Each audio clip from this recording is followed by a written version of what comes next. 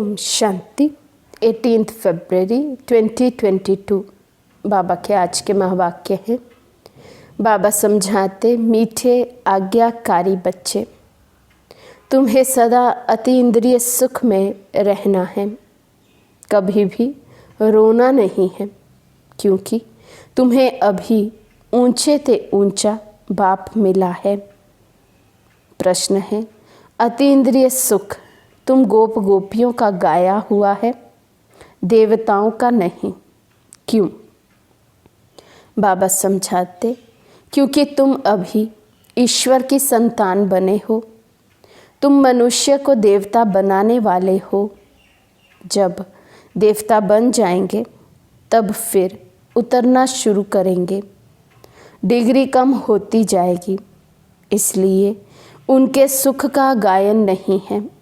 ये तो तुम बच्चों के सुख का गायन करते हैं। तो अभी हम ईश्वरीय संतान बने हैं, ईश्वर को जानते हैं, अपना बनाया है, हमारी अभी चढ़ती कला होती है, इसलिए अतीन्द्रिय सुख का गायन भी हम बच्चों का ही है। देवता बन जाएंगे, सतयुग में आएंगे, गिरती कला शुरू हो जाएगी, इसलिए बाबा कहते अतीन्द्रिय सुख उनका अनुभव या कहें उनका गायन नहीं है देवताओं के लिए। गीत है, मुझको सहारा देने वाले। ओम शांति। ये एक ने कहा या दो ने कहा, क्योंकि बाप भी है तो दादा भी है, तो ये ओम शांति किसने कहा? कहना पड़े दोनों ने कहा, क्योंकि तुम जानते हो दो आत्माएं हैं, एक आत्मा है, दूसरी परम आत्मा है। इन सबको जीवात्मा कहा जाता है।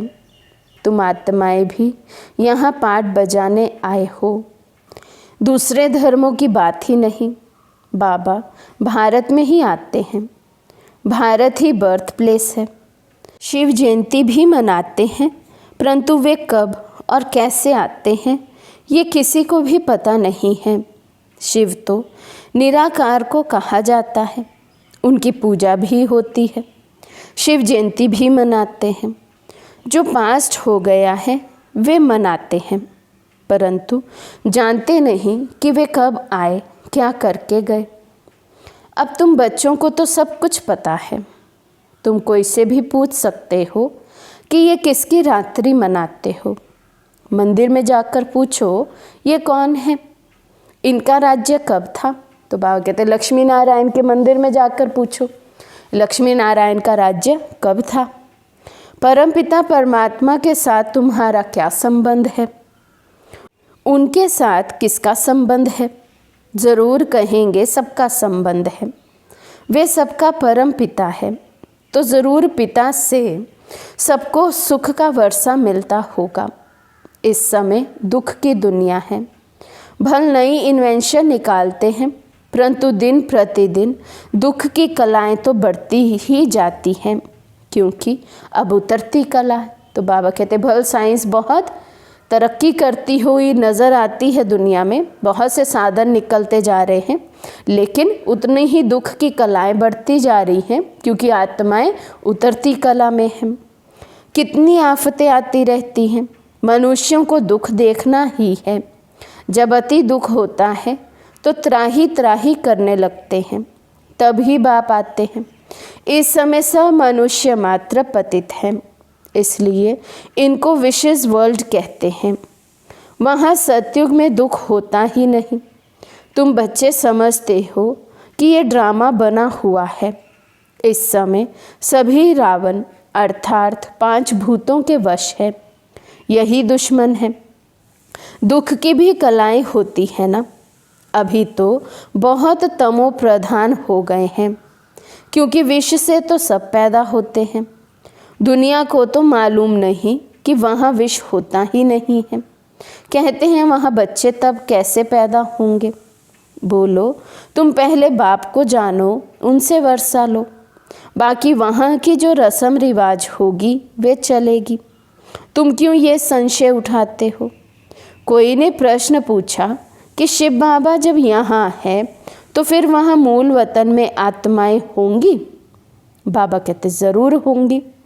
यहाँ वृद्धि होती रहती है तो आत्माएं हैं ना, हाँ, वहाँ से आत्माएं नीचे आती जा रही हैं इस सृष्टि पर, तो ज़रूर वहाँ से नीचे आ रही हैं, तो आत्माएं तो वहाँ होंगी।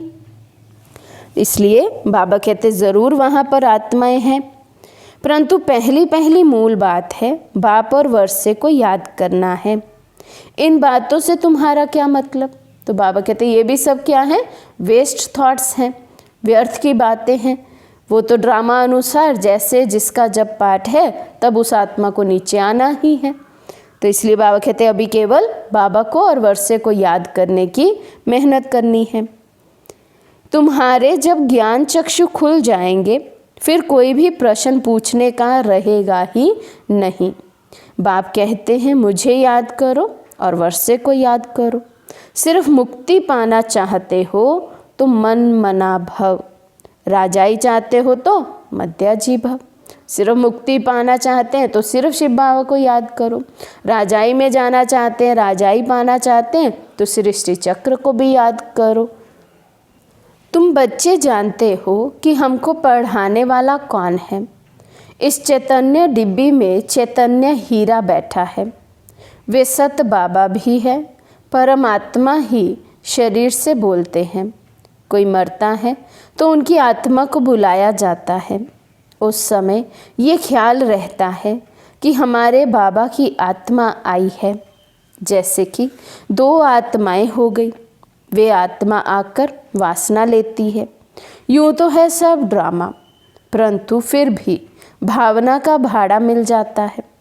आगे तो ब्राह्मणों में कुछ ताकत थी, आकर बातचीत करते थे, रुचि से खिलाया जाता था।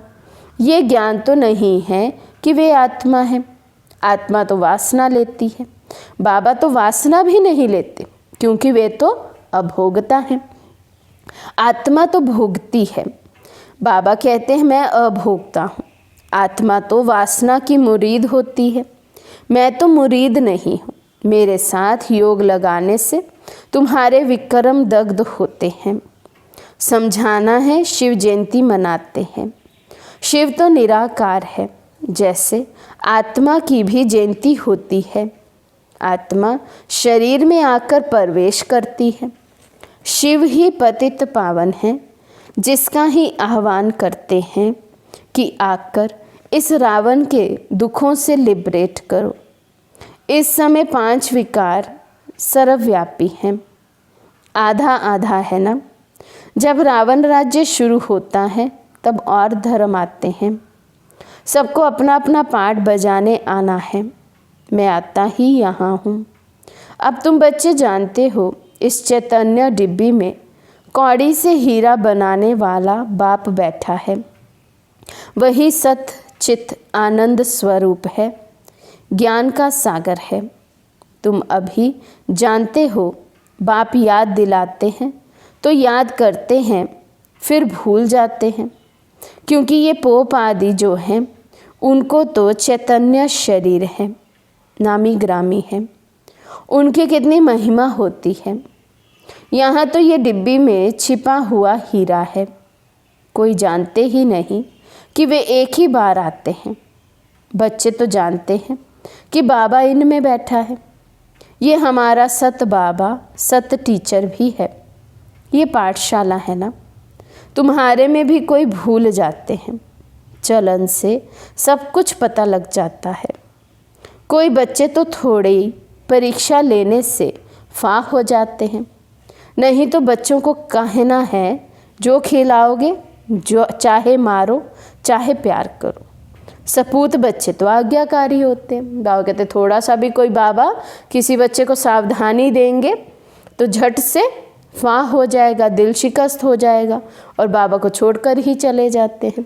नहीं तो बाबा कहते कहने में क्या कहते हैं, बाबा जहाँ आप रखो, जो आप खिलाओ, चाहे मारो चाहे ठुकराओ चाहे प्यार करो, तेरा दर ना छोड़ेंगे। तो बाबा कहते आज्ञाकारी सपूत बच्चा होगा तो बाबा कैसी भी परीक्षा लेगा कभी बाबा को छोड़कर नहीं जाएगा। बाबा कहते हैं बच्चे कभी भी रोना नहीं है। तुम्हारा इतना बड़ा बाप और साजन है, उनके बनकर फिर तुम रोते हो। मैं तुम्हारा बड़ा बाप बैठा हूँ। माया नाक से पकड़ती है तो तुम रोते हो। गायन भी है अति इंद्रिय सुख, गोप गोपियों से पूछो, परंतु माया भुला देती है। बाप पर कुर्बान जाएं, बलिहार जाएं, वे अंदर याद रहे तो खुशी हो। तुम बच्चे अभी जानते हो बाबा सच्चा सच्चा इंद्र है। वो पानी की वर्षा बरसाने वाला इंद्र नहीं, ये ज्ञान इंद्र है। इंद्र धनुष निकलता है, उसमें रंग तो बहुत होते हैं, परंतु मुख्य 3 होते हैं। बाबा तुमको इस समय त्रिकालदर्शी बनाते हैं। त्रिकालदर्शी अर्थात आदि मध्य अंत को जानने वाला, अर्थात स्वदर्शन चक्रधारी, तीनों कालों को जानने वाला। ये बातें तुम अपने से ही मिलाएंगे। तुम बच्चे जानते हो ये इंद्र सभा है, इसलिए बाबा लिखते रहते हैं, कोई भी विकारी मूत पलीती मेरी सभा में ना हो। तुम भी ज्ञान डांस करने वाली परियां हो। ज्ञान इंद्र का परियों को फरमान है, कोई विशेष अर्थात विकारी आदमी को यहाँ नहीं लाना है। तुम बच्चों के पास विशेष ही वॉइसलेस बनने के लिए आते हैं, परंतु मेरी सभा में नहीं लाना है। सेंटर पर तो भला आए, क्योंकि सेंटर पर आएंगे नहीं तो परिवर्तन कैसे होगा आत्मा का। लेकिन बाबा कहते मधुबन में बाबा की सभा में ऐसे विकारी पतित नहीं जा सकते, वो अलाउड नहीं है। तुम बच्चों के पास विशेष ही वॉइसलेस बनने के लिए आते हैं, परंतु मेरी सभा में नहीं लाना है। कायदा भी है ना। वैसे तो मैं यहाँ बहुतों से बातचीत करता हूँ। ईमानदार सपूत अच्छा बच्चा है तो लव जाता है, जैसे गांधी के लिए सबको लव है। काम तो अच्छा किया ना। इस बने बनाए ड्रामा को भी समझना है। ये हूबहू रिपीट हो रहा है, कोई का दोष नहीं है। रावण को तो सभी को भ्रष्टाचारी बनाना ही है। इन सब बातों को तुम बच्चे ही जानते हो, और क्या जाने। पतित पावन कहते हैं, कुछ भी समझते नहीं। तुम तो वही हो जिन्होंने कल्प पहले भी बाबा को मदद की थी। सतयुग में ये थोड़ा ही मालूम रहेगा कि हमने ये राज्य कैसे लिया। अब तुम जानते हो ये बेहद का बाप कितनी बड़ी आसामी है। बाप ही भारत को कौड़ी से हीरे जैसा बनाते हैं। स्वर्ग में एक ही आदि सनातन देवी देवता धर्म था, अब फिर से उसकी स्थापना हो रही है। सारी दुनिया में शांति स्थापन करना ये तो परमपिता परमात्मा की रिस्पॉन्सिबिलिटी है। वे बाप ही आकर सबको धन का बनाते हैं, समझाते हैं तुम निधन के क्यों बने हो। रावण राज्य कब से शुरू हुआ है तुम जानते नहीं हो। रावण का बुत बनाकर जलाते रहते हैं। इस समय भक्ति मार्ग की उतरती कला है। राम राज्य तो सतयुग को कहा जाता है। तुम इस समय हो ईश्वरीय औलाद, क्योंकि कला कम होती जाती है। इस समय तुम्हारे में बड़ी रॉयल्टी चाहिए। तुम हो मनुष्य को देवता बनाने वाले। तो बाबा कहते देवताई गुण भी दिखने चाहिए, रॉयल्टी होनी चाहिए बच्चों में बहुत। अतीन्द्रिय सुख भी गोप गोपियों का ही गाया हुआ है। ऐसे कभी नहीं कहा कि अतीन्द्रिय सुख लक्ष्मी नारायण से पूछो, परंतु गोप गोपियों के लिए कहा है, क्योंकि वे ईश्वरीय औलाद है। देवता बनते हो फिर डिग्री कम हो जाती है। राजाएं कितना दबदबा से चलते हैं, परंतु है तो सब तमो प्रधान। तुम्हारे पास चित्रों में ब्रह्मा का चित्र देखकर मनुष्य मूंझते हैं, तो तुम बच्चों के पास लक्ष्मी नारायण का चित्र एक त्रिमूर्ति सहित है, एक बिगर त्रिमूर्ति के भी है। उनमें सिर्फ शिव दिखाया हुआ है, तो दोनों रखना चाहिए। अगर कुछ ब्रह्मा के लिए बोले तो कहो किसके शरीर में आवे? ब्रह्मा सरस्वती ही लक्ष्मी नारायण बनते हैं। ज़रूर ब्रह्मा तन में ही आवे तब तो ब्राह्मण पैदा हो, नहीं तो इतने बच्चे कैसे हो सकते हैं? ये ब्रह्मा के बच्चे ब्रह्मा कुमार कुमारियां हैं। तुम भी ब्रह्मा कुमार कुमारी हो। प्रजापिता बिगर सृष्टि कैसे रचेंगे? ये अब नई सृष्टि रच रहे हैं। हो तुम भी, परंतु तुम मानते नहीं हो। इसी सृष्टि पर रहते हैं, आदिदेव ब्रह्मा है, तो कहीं ना कहीं उस रीति से ब्रह्मा से सभी का संबंध है। लेकिन हम लकी बच्चे हैं, हम जानते हैं ब्रह्मा कौन है, कैसे उनके द्वारा शिव बाबा आकर रचना रचते हैं, स्थापना करते हैं। अन्य आत्माएं नहीं जानती हैं। अगर अभी ब्राह्मण नहीं बनेंगे तो देवता भी नहीं बन सकते। ये भी समझते हैं यहाँ आएंगे वही जिनका सैंपलिंग लगना होगा। बाप कितना अच्छी रीति समझाते हैं। बाबा हर एक की अवस्था को भी जानते हैं। कोई किस चीज़ का भूखा, कोई फैशन का भूखा। बाबा से आकर पूछो, बाबा हम ठीक चल रहे हैं, ये हमारी बात राइट है या रॉन्ग है? तो भी समझे कि इनको डर है। बाबा क्या समझे? तो भी बाबा का डर है, धर्मराज का डर है, तो बाबा को आकर पूछते हैं, अपना चार्ट देते हैं, बाबा से श्रीमत लेते हैं। देखो गांधी जी को सभी ने कितनी मदद दी, परंतु उसने खुद नहीं खाया, सब देश के लिए किया। वे गांधी तो फिर भी मनुष्य था, ये तो बेहद का बाबा है। शिव बाबा तो दाता है, सब बच्चों के लिए ही करते हैं। पूछा जाता है तुम 1 रुपया क्यों देते हो? कहते हैं शिव बाबा को देते हैं 21 जन्मों का वर्षा पाने के लिए। ऐसे कोई नहीं समझे तो मैंने दिया, मैं तो 21 जन्मों का वर्षा लेता। बाबा कहते यदि तुम कुछ यज्ञ में सफल करते भी हैं तो देते नहीं हैं, ये चेक करो उसके बदले में मिलता कितना है। तो सदा याद रहना चाहिए, मैं दे नहीं रहा हूँ, मैं ले रहा हूँ 21 जन्मों के लिए। बाबा तो गरीब निवाज है, 21 जन्मों का वर्षा देते हैं। ये बुद्धि में रहे, सब कुछ बच्चों के काम में आता है। गांधी भी काम में लगाते थे, अपने लिए कुछ भी इकट्ठा नहीं किया।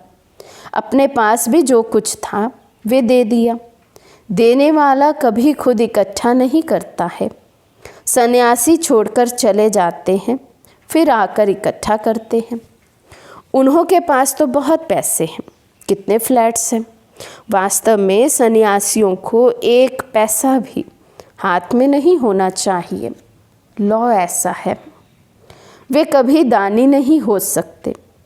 तुमको तो बाप की राय पर चलना है। बाबा ये सब कुछ आपका है, जैसे आप कहेंगे ऐसे काम में लगाएंगे। बाबा डायरेक्शन देते रहते हैं, बच्चों को अमल में लाना है। तो विनाशी धन के लिए भी बाबा डायरेक्शन देते हैं, घर गृहस्थ में रहते हुए कैसे धन से भी ट्रस्टी बनकर रहना है। मेरा धन नहीं है, यज्ञ का धन है, तो मुझे कैसे कहाँ खर्च करना है। बाबा से राय लेकर श्रीमत प्रमाण यदि हम चलते हैं तो उस धन में वृद्धि भी होती है। इसलिए बाबा कहते हैं, बाबा तो डायरेक्शन देते हैं, लेकिन बच्चों का काम है उस डायरेक्शन को फिर अमल में भी लाना। अच्छा, मीठे मीठे सिक्की लदे बच्चों प्रति माता पिता बाप दादा का याद प्यार और गुड मॉर्निंग। रूहानी बाप की रूहानी बच्चों को नमस्ते। हम रूहानी बच्चों की रूहानी बाप दादा को दिल व जान सिख व प्रेम से नमस्ते नमस्ते नमस्ते जी। धारणा के लिए मुख्य सार। फर्स्ट पॉइंट, कदम कदम बाप की राय पर चलना है, पूरा पूरा बलिहार जाना है। जहाँ बिठाए जो खिलाए ऐसा आज्ञाकारी होकर रहना है। सेकंड पॉइंट, अपनी चलन बहुत रॉयल ऊंची रखनी है। हम ईश्वरीय औलाद हैं, इसलिए बड़ी रॉयल्टी से चलना है। कभी भी रोना नहीं है। आज का वरदान है, साधारण जीवन में भावना के आधार पर श्रेष्ठ भाग्य बनाने वाले पद्मा पदम भाग्यवान भव। साधारण जीवन में भावना के आधार पर श्रेष्ठ भाग्य बनाने वाले पद्मा पदम भाग्यवान भव। बाप दादा को साधारण आत्माएं ही पसंद है। बाप स्वयं भी साधारण तन में आते हैं। आज का करोड़पति भी साधारण है। साधारण बच्चों में भावना होती है और बाप को भावना वाले बच्चे चाहिए, देह भान वाले नहीं। ड्रामानुसार संगम युग पर साधारण बनना भी भाग्य की निशानी है। साधारण बच्चे ही भाग्य विधाता बाप को अपना बना लेते हैं, इसलिए अनुभव करते हैं कि भाग्य पर मेरा अधिकार है। ऐसे अधिकारी ही पद्मा पदम भाग्यवान बन जाते हैं। स्लोगन है, सेवाओं में दिल बड़ी हो तो असंभव कार्य भी संभव हो जाएगा। सेवाओं में दिल बड़ी हो तो असंभव कार्य भी संभव हो जाएगा। अच्छा, ओम शांति।